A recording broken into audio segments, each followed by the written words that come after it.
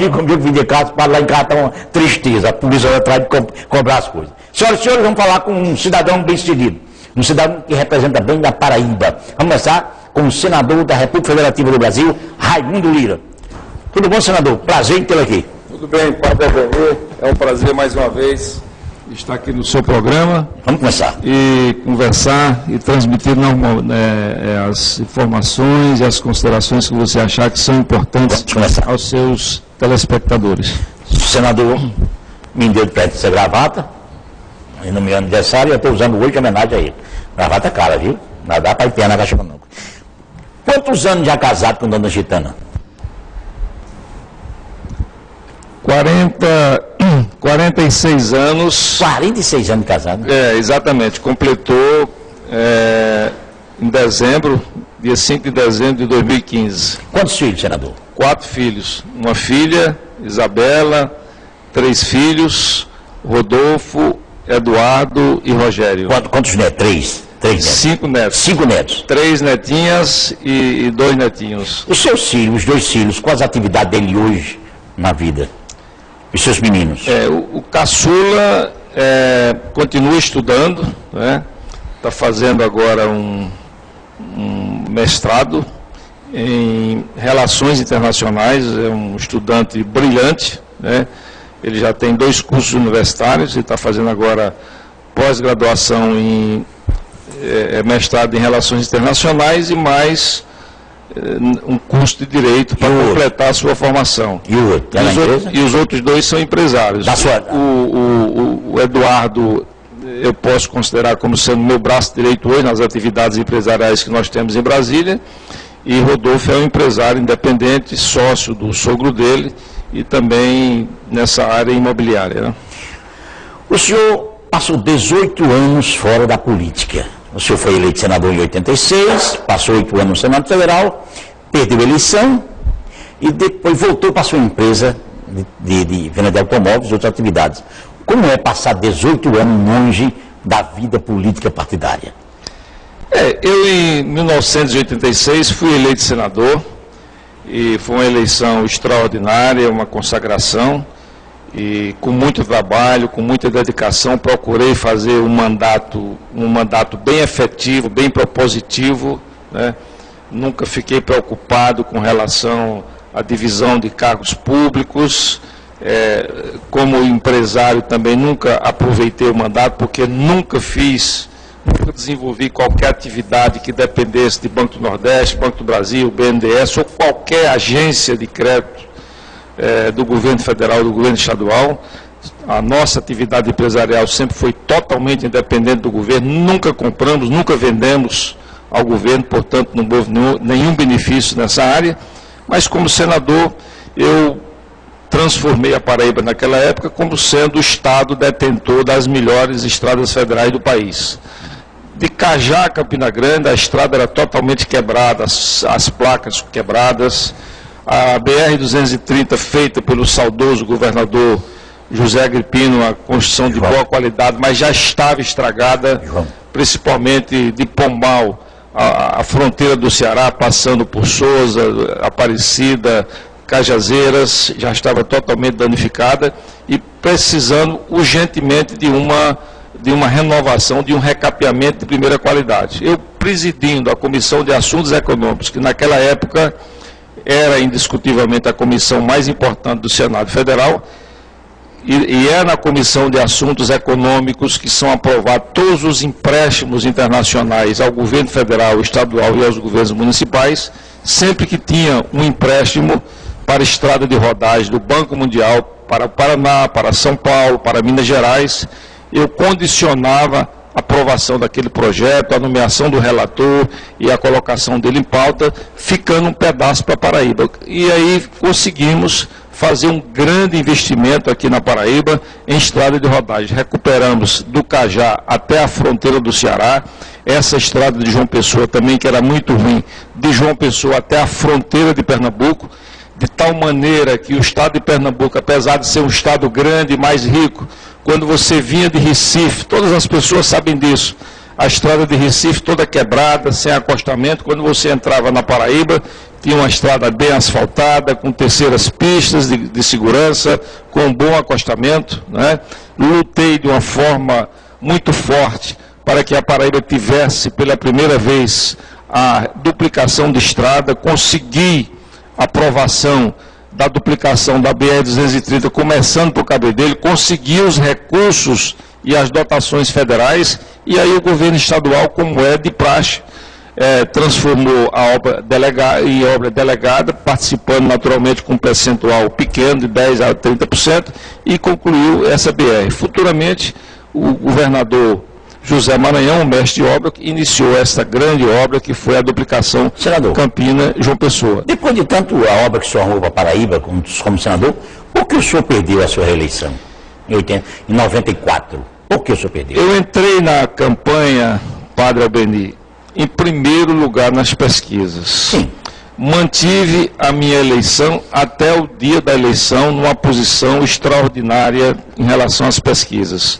No dia da eleição foram publicadas as pesquisas em todo o Brasil, pelo Instituto Vox Populis e pelo IBOP. Eles acertaram, dos 54 senadores que foram eleitos naquele momento, só a minha pesquisa que não deu certo. Por quê? Deu uma diferença de quase 10% em relação à pesquisa do IBOP. O IBOP, o Carlos Montenegro, na época, o Carlos Montenegro, presidente do IBOP, anunciou no dia da eleição, às 5 horas da tarde, ao vivo, dizendo que Raimundo Lira foi eleito senador da Paraíba. E por que o senhor perdeu na proteção? E aí ficou sempre aquilo na minha mente de que o eleitor não me derrotou, porque naquele ano foi a última eleição que foi feita no papel e na caneta, né? Então ficou sempre aquela sensação de que alguma coisa de diferente tinha acontecido. Por que o senhor não denunciou à época? Não, porque, veja bem, as pessoas não aceitam isso. Quem foram os senadores eleitos? Na época foi o senador Ronaldo Cunha Lima, que efetivamente ele tinha a sua eleição garantida desde o primeiro momento. Eu disputava com ele essa primazia de ser os 2 senadores eleitos. O senador que foi eleito no meu lugar foi o senador Humberto Lucena, e eu fui para casa, fui cuidar da minha família, fui cuidar dos meus negócios, triste naturalmente, mas o futuro mostrou que foi uma coisa muito boa que aconteceu comigo, porque eu fui cuidar da minha família, fui cuidar das minhas empresas, e agora, 18 anos depois, eu volto ao Senado Federal com mais experiência, com mais amadurecimento, né? E com essa vontade e disposição de trabalhar. Em 18 concorrer, já que o senhor entrou agora porque o senador Vitalzinho foi galgado ao cargo de ministro do Tribunal de Contas, o senhor era o primeiro suplente. O senhor pensa em concorrer à reeleição em 18? Eu estou trabalhando muito, eu estou dedicando, a minha carga horária semanal é de 50 horas, no máximo 2 horas dedicado ao meu trabalho empresarial. As outras horas todas, os outros dias são totalmente dedicados ao Senado Federal, até porque assumi muitas responsabilidades.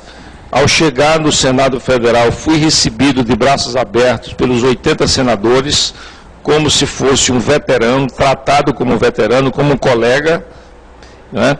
Fui alçado à condição de vice-presidente da Comissão de Assuntos Econômicos, e lá no dia da minha posse, eu fui homenageado por todos os senadores como senador que fundou a Comissão de Assuntos Econômicos, e efetivamente eu havia feito isso.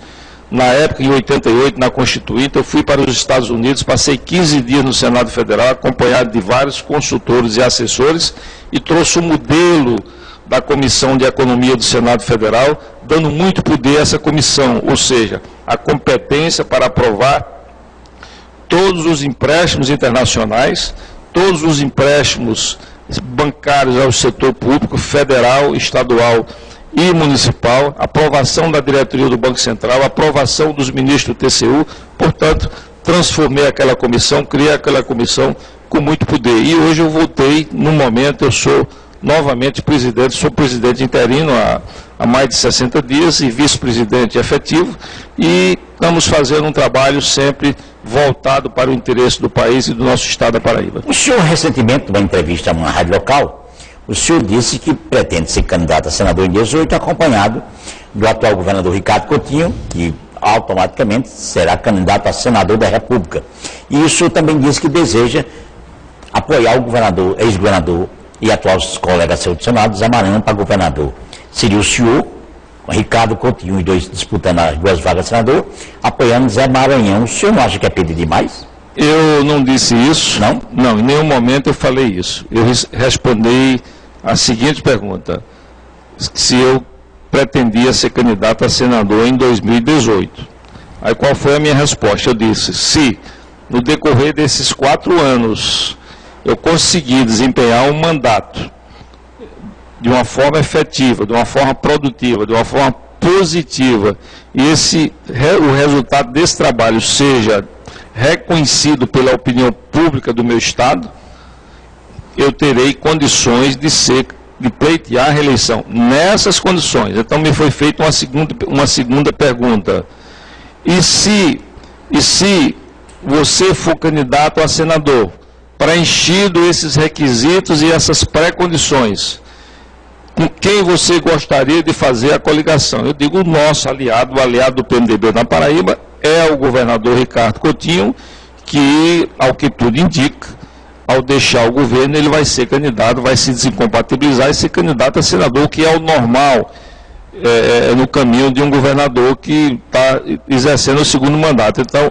o meu companheiro preferencial, preenchendo esses requisitos, seria o governador Ricardo Coutinho. E aí me perguntaram: e quem seria o candidato a governador? Logicamente, a minha preferência é que o candidato a governador seja do PMDB, e aí eu indiquei que nós tínhamos vários nomes com essas condições. Comecei pelo presidente do meu partido, meu amigo, dileto amigo, senador José Maranhão, que hoje detém o maior currículo político do Estado da Paraíba, tem uma experiência muito grande, foi carinhosamente apelidado pelos paraibanos de mestre de obra, foi consagrado agora nas urnas na sua eleição de senador.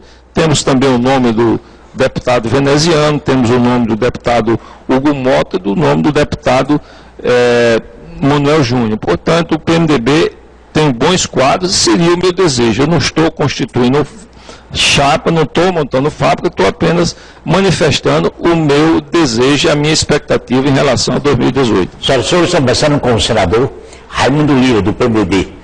O senador é um homem experiente, que assume funções no Senado Federal, importante. Mas eu pedi à assessoria, a Carlos Magno, assessoria do senador, que mandasse umas fotografias da atividade parlamentar. O senador está aquele monitor ali para o senhor ver e a gente comentar sobre algumas fotografias que vão aparecer aí, a sua atividade parlamentar. Gil, por favor. Essa aí, senador, que aí, dá para o senhor identificar isso aí? É na presidência do Senado. Essa aí na presidência do Senado, com minha filha, minha esposa, meus filhos, eu recebendo aquela condecoração Ulisses Guimarães, por ter participado da Constituinte, da Assembleia Nacional Constituinte, e por ser agora, nesse momento, senador, exercendo o mandato no Senado Federal. A próxima foto. Aí o seu amigo, Vitalzinho. Isso aí é meu amigo, meu dileto amigo Vital do Rego, hoje presidente ministro do TCU, e que teve um desempenho fabuloso durante seus 4 anos como senador da República. A próxima. Isso aí é o nosso amigo, o deputado veneziano Vital do Rego, que é o nosso candidato a prefeito em Campina Grande. Ele foi consagrado nas eleições de 2014 para deputado federal com 32% dos votos válidos, né, para deputado federal, que é uma votação majoritária, e, portanto, isso representou um convite direto dos eleitores da opinião pública de Campina Grande, querendo que ele volte para ser prefeito de Campina Grande. Vai se desdobrar para eleger ele. Isso aí, senador. Transposição? Isso aí foi quando eu trouxe o ministro Gilberto Locke, da Integração Nacional, para visitar as obras da transposição. Isso aí nós pousamos lá no pátio, atrás da barragem de Caiçara, que fica extrema com o município de São José de Piranhas. Então eu trouxe ele exatamente porque no dia 5 de agosto eu estive em Cajazeiras durante 3 dias, e uma das garantias que eu assegurei a Cajazeiras e à região do Sertão foi levar o ministro para que ele assumisse o compromisso de restaurar a barragem de Engenheiro Ávidos, que é fundamental para o abastecimento da água da região de Cajazeiras e da região de Sousa, e além disso assumisse o compromisso de construir o canal de 6 quilômetros ligando a barragem de Caiçara à barragem de Engenheiro Ávidos, que vai exatamente completar naquele ponto, naquele final, a transposição do Rio São Francisco. Após a foto, é isso, senador. Os deputados da Paraíba, quem está nessa... Não, essa foto foi exatamente nesse momento. A imprensa, o deputado Jeová Campos, que é da região, né, também estava lá nos recepcionando, e ele é uma pessoa interessada e conhecedora dessa questão hídrica, né, da Assembleia Legislativa, e um profundo conhecedor de todos os assuntos ligados à água na Paraíba, né? Aí no seu habitado trabalho, né? Isso aí é o meu ambiente de trabalho no Senado Federal, interagindo com os meus companheiros senadores, né? A próxima. Quem são esses aí? Rômulo Gouveia. O deputado Rômulo Gouveia, no gabinete do ministro Kassab, ministro das cidades, e aí nós fomos exatamente trabalhar para a liberação de uma verba de 24 milhões e 500 mil reais aproximadamente para o veículo sobre trilho de Campina Grande. Senador, o que é que a Paraíba espera? Tem mais fotografia, daqui a pouco vamos soltar mais fotografia do senador lá no Senado Federal. Senador, o que é que o paraibano de qualquer lugar das 223 cidades pode esperar do senhor agora como senador? Quando eu voltei ao Senado Federal, e na primeira vinda à Paraíba, eu passei mais ou menos uns 25 dias para fazer a primeira viagem à Paraíba. Fui até criticado por isso, mas eu precisava de um tempo para me inteirar como estava funcionando as coisas no Senado Federal. E aí, aqui, eu disse que o meu grande sonho, neste momento, era a duplicação da BR-230 no trecho Campina Grande-Cajazeiras. Então, muitas pessoas naturalmente não acreditaram, porque é um empreendimento muito grande, seria naturalmente a maior obra viária de todo o Nordeste brasileiro, exatamente no momento em que o país está atravessando uma crise econômica. E aí eu fui procurar os caminhos, porque já conhecia os caminhos, eu fui criar novos caminhos. Qual foi o meu trabalho, Paulo Albeni? Foi trabalhar no sentido de fazer uma articulação política para ser indicado relator do orçamento do Ministério dos Transportes, que é o orçamento mais importante da República e que é o mais procurado. Senhoras e senhores, começando com o senador da República Federativa do Brasil, senador Raimundo Lira, do PMDB. Mas você quer tomar um café de qualidade, um produto que deixa você de autoestima, um produto 100% paraibano, que há 66 anos está no mercado com qualidade, comandada e dirigida por esse capitão das empresas da República Federativa do Brasil, Raimundo Lira, do PMDB, um paraibano lá de Cajazeiras, que veio para Campina Grande, trabalhou, feito gente grande, cresceu, hoje é um dos empresários bem-sucedidos no ramo automobilístico do Brasil. E hoje é senador da República Federativa do Brasil e está mostrando, e está fazendo uma prestação de conta ao paraibano, quem elege ele, quem vai retorná-lo ao Senado Federal. Eu ofereci um cafezinho São Brás, que o Leonel Freire mandou ao senador e à sua assessoria, na volta com mais perguntas da nossa produção e a pergunta que você mandou para o senador Raimundo Lira. Volto já já. Senhoras e senhores, estamos começando com o senador Raimundo Lira. Senador, umas perguntas aqui para o senhor e um agradecimento. Então, parabenizando pela sua atuação na televisão, no programa de Alex, sua firmeza e humildade e reconhecendo a liderança Zé Maranhão. Uma pergunta, como senador da República, um senador da República, do PMDB, pode ajudar o deputado Hugo Mota a chegar à liderança do partido na Câmara Federal, o seu partido? A sua ajuda na articulação em Brasília é de suma importância para consolidar a liderança de Hugo Mota. Quem pergunta é Lúcio Matos.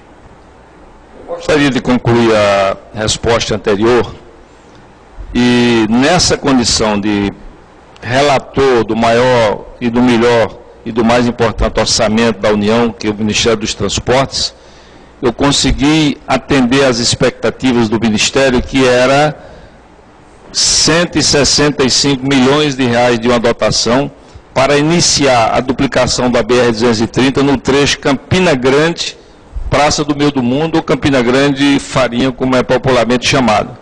Então, o ministro dos Transportes, eu estive com ele quinta-feira, o diretor-geral do DENIT, o doutor Fábio Cassimiro, ele ficou de trabalhar junto com o ministro para ver a possibilidade de até o final do primeiro trimestre fazer a licitação para o início desta grande obra.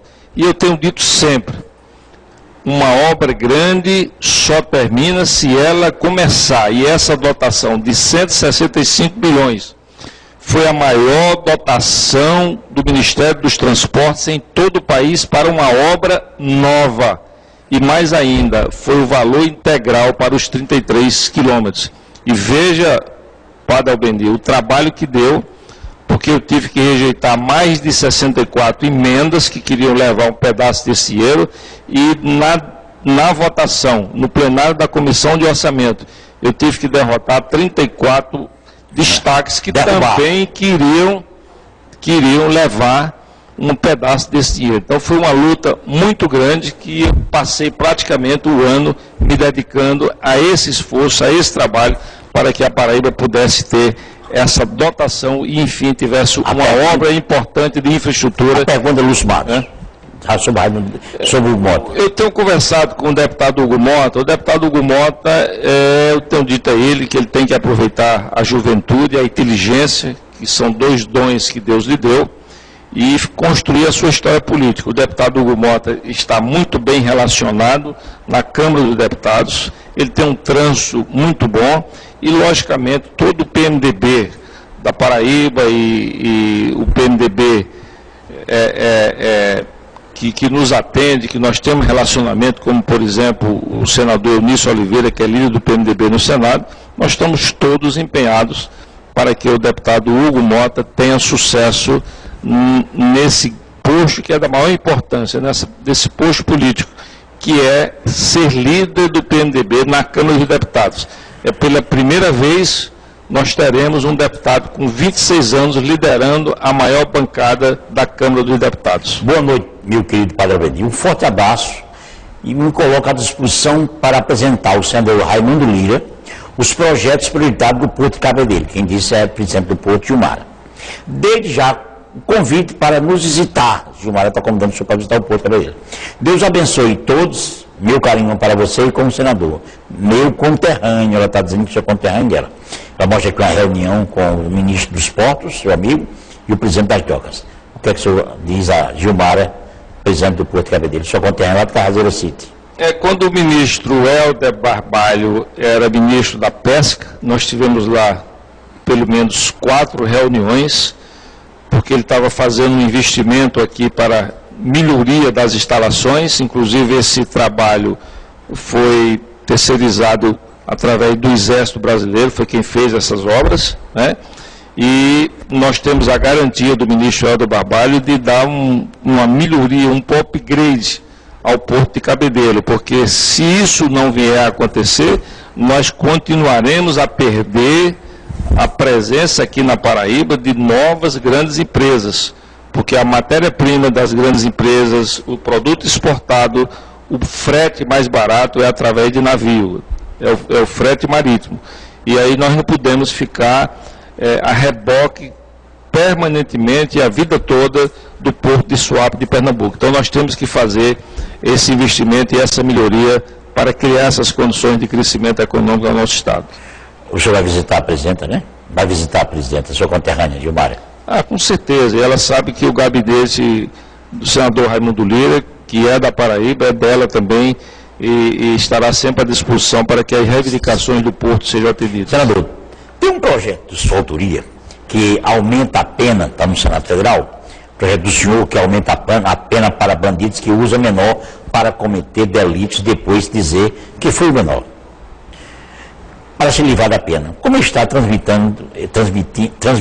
transitando esse projeto do senhor no Senado Federal, que eu admiro, no dia que o senhor apresentou, eu aplaudi aqui, porque bandido só presta multa. Bandido vivo não tem utilidade nenhuma.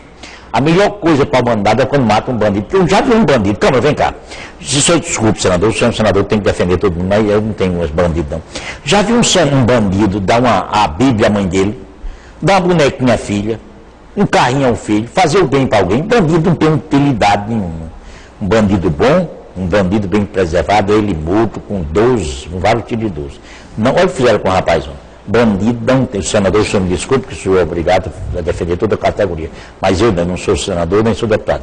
Bandido só presta morto com 12, 45 nos peitos. O seu projeto, senador, desculpe, o seu projeto. A violência extrema que hoje acontece no Brasil. Os bandidos assumiram, tomaram de conta das ruas, das praças, dos parques, das estradas, das fazendas, das igrejas, dos hotéis, das casas. Por que isso aconteceu? Aconteceu porque nós temos um Código Penal e um Código do Processo Penal que foram feitos, que são mantidos exatamente para incentivar a violência, exatamente para que o jovem, principalmente o jovem de menor condição econômica, se transforme em bandido, tenha todas as condições de proteção, de incentivo através do Código Penal e proteção através do Código do Processo Penal. Então são leis que foram feitas e foram mantidas para criar mercado para corporações, mercado para organizações, mercado para setores da sociedade e empresas, inclusive, de segurança. São atividades são atividades absolutamente legais, mas decorrentes da violência. E todos nós sabemos que cidadão honesto e trabalhador não dá lucro. Quem dá lucro é bandido. É por isso que o Código Penal brasileiro, seguindo uma tendência do continente latino-americano de promover a violência urbana, a violência extrema, é o que está exatamente acontecendo no país. Somente leis mais rigorosas, leis mais rígidas, um Código Penal mais bem feito, mais bem elaborado, seguindo exemplos de países desenvolvidos que acabaram praticamente com a violência. Senador, o senhor tem projeto para acabar? Deixa eu te dar aqui um exemplo. Deixa eu te dar aqui um exemplo. Na Copa que o Brasil foi campeão, que era dividida entre a Coreia do Sul e o Japão, né? Foi o que aconteceu. O primeiro jogo do Brasil foi numa cidade de 1 milhão de habitantes na Coreia do Sul. O número de assassinatos por ano naquela cidade de 1 milhão era apenas um assassinato. Um assassinato. Se fosse uma cidade brasileira de 1 milhão de habitantes, considerando a média da estatística brasileira, daria em torno de 270 assassinatos por ano. Então, qualquer pessoa de bom senso, qualquer pessoa de responsabilidade, qualquer pessoa que tenha o menor apreço pelas famílias, pelos cidadãos trabalhadores desse país, pelos contribuintes, sabe que está errado, sabe que isso não pode continuar. Como é que podemos admitir que milhares de agências bancárias já foram explodidas nesse país? Os bandidos usando explosivos, ameaçando as cidades, com todo tipo de perversidade, e nós não fazemos nada, o país não faz nada, o Estado democrático não faz nada. Isso é um absurdo, até porque os explosivos são do controle do Exército Brasileiro. Senador, o senhor tem projeto para melhorar a corrupção brasileira? O senhor que é um rico, não precisa de roubar. O senhor tem projeto para salvar a situação do país? Essa imoralidade, essa indecência, até o seu amigo Decide foi preso, safadeza? Essa operação Lava Jato, eu sempre tenho dito que ela deveria ser chamada de Operação Lava Brasil. Acredito que ela ainda vai demorar pelo menos 2 anos e o Brasil vai sair melhor a democracia brasileira vai sair ganhando desse processo de apuração do maior sistema de corrupção do mundo e possivelmente da história da humanidade. Então a corrupção no Brasil foi uma coisa que tomou uma dimensão extraordinária, e o Brasil hoje está nessa situação basicamente por causa da corrupção. A corrupção causa muito mais prejuízo do que o crime individual. E aqui eu dou um exemplo. Se um secretário de Estado ou secretário municipal, ele desvia dinheiro de medicamentos, desvia dinheiro que deveria ser aplicados na saúde pública, ele não tem ideia de quantas pessoas, quantas crianças, quantos idosos poderão morrer por conta daquela sua ação, o que representa um crime muito mais grave do que, por exemplo, um assassinato pessoal. O senhor tem um projeto na Câmara, no Senado Federal, desculpe, o senhor tem um projeto, e quer mudar a forma de escolha do senador suplente. O senhor é senador porque é suplente de Vitalzinho. Como é essa mudança que o senhor quer fazer a escolha do suplente senador? Eu tive as duas experiências. Eu, em 94, perdi uma eleição com uma pequena diferença, em torno de 1% da votação total, e fui para casa. E tive agora a experiência de ser suplente e assumir 4 anos de mandato.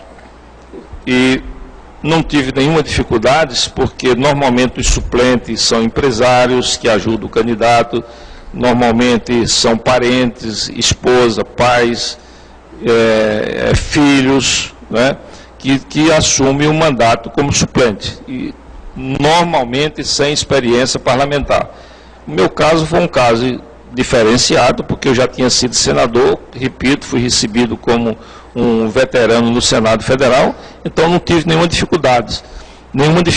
Mas o certo é que o suplente também seja votado. Qual foi o projeto, a emenda constitucional que eu apresentei, que está tendo uma repercussão muito boa e com certeza vai ser aprovado no Senado Federal.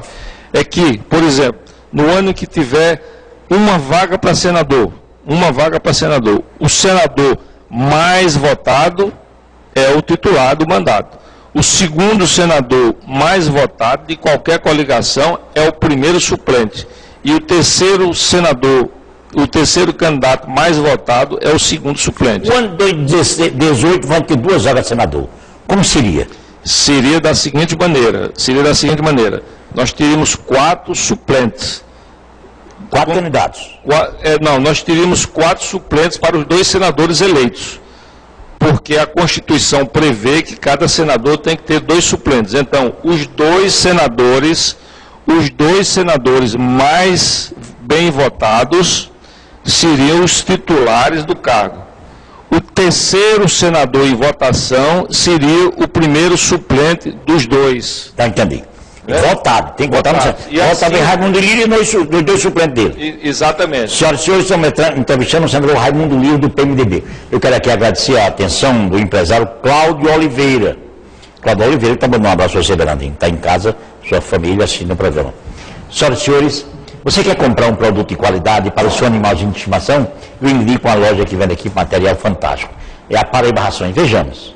Isso aí é um diploma que eu recebi de Cajazeiras, né? Fui homenageado no aniversário de 152 anos da cidade de Cajazeiras. A próxima foto.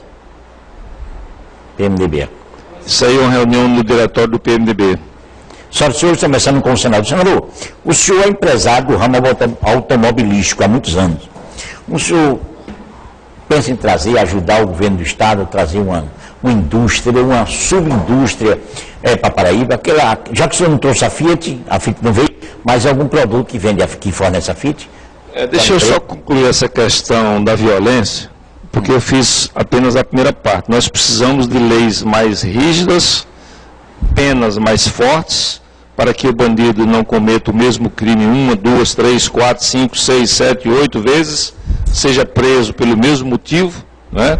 Então você imagine a situação do policial que prende um bandido que está cometendo um crime, arrisca a vida e prende o bandido. Depois ele prende o bandido pela segunda vez pelo mesmo crime, arriscando a vida. Depois ele prende o bandido pela 5ª vez, né? cometendo o mesmo crime. Por quê? Porque há uma fragilidade muito grande no nosso acervo legal, tanto no Código Penal como no Código de Processo Penal. Agora, a outra ponta tem que ser feita também, que é melhorar os presídios brasileiros, porque a pena não pode ser você ter uma pena acima da pena que ele recebeu da justiça.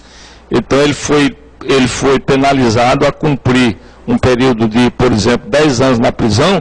Então ele não pode, é desumano você colocar um presidiário numa cadeia totalmente sem condições humanas, totalmente insalubre, com as péssimas condições, porque ele vai possivelmente sair mais revoltado daquela prisão. Então, o país tem que trabalhar nas duas pontas. De um lado, melhorar, modernizar o Código Penal, e do outro lado, oferecer ao presidiário, oferecer ao detento condições humanas para que ele permaneça na cadeia, porque quando é tirada a liberdade dele, já é a pena dele. Você não pode dar uma pena em cima da pena, que seria as condições desumanas do presídio. O empresário, seu colega empresário industrial, Jaime Pereira, pergunta: Monsenhor Albeni, pergunta ao senador se a duplicação vai de Cabedelo a Caseira e se tem apoio para Dilma não transferir para cobrir outros déficits. Está seguro mesmo ou só está no papel? Quem pergunta é Jaime Pereira, empresário que exporta. A dotação está no orçamento do Ministério dos Transportes, com objetivo específico, nós chamamos de dotação carimbada, que não pode ser tirada. Ela já foi aprovada também no orçamento da União Federal, no Orçamento Geral da União, e já foi sancionada pelo presidente Dilma, né? Então, até onde nós podíamos ir, nós fomos. Agora, cabe ao Ministério do Transporte fazer a sua parte, que é usar essa dotação, que eles me asseguraram que se eu conseguisse a verba necessária, a obra seria iniciada. Mas de Campina Grande até no meio do mundo? Até a Praça do Meio do Mundo. São quantos quilômetros, senador? 33 quilômetros. Para você ver como é uma obra importante, esses 33 quilômetros, porque de Cabedelo, que levou 4 anos para ser construída, Cabedelo de João Pessoa, são 18 quilômetros. Então são 35 quilômetros de Campina até a Praça do Meio do Mundo. 33 quilômetros. Senhoras e senhores, senador, muito obrigado por sua participação aqui. Quando vier João Pessoa, dá uma passadinha aqui. Todos os noites eu estou aqui nessa bodega. Tá bom, com muito prazer, Padre Albeni. É sempre bom conversar com você.